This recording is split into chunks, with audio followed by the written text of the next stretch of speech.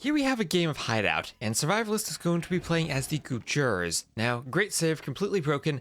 They put all of their sheep in the mill at the start of the game, but that's going to lead to one problem. You see, on Hideout, sometimes deer can spawn outside of the walls, so how do we get them into our TC?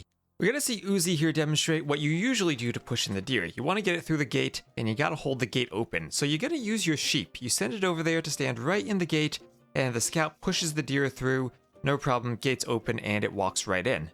But Survivalist is playing Star Wars Galactic Battlegrounds. He gets 3.5 food per minute for every sheep in that mill, so he really doesn't want to let them out to open the gate. Instead, he's just going to be using the Camel Scout. Now this trick is kind of hard to pull off, but he's going to get right up behind that Ibex and try to push it into the wall.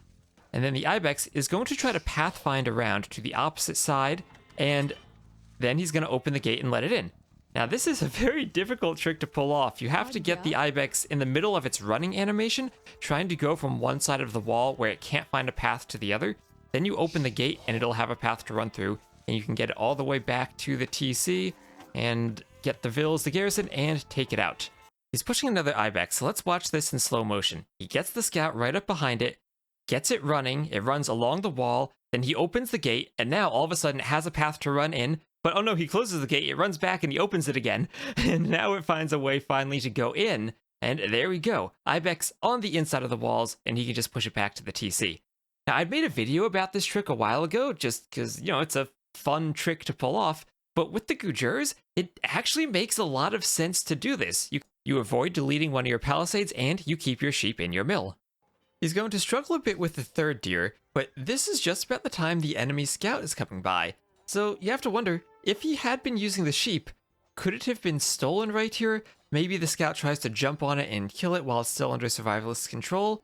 A number of things could go wrong, but because he's just using the scout, there's no sheep there, and he can just get here and engage in the scout fight for a while.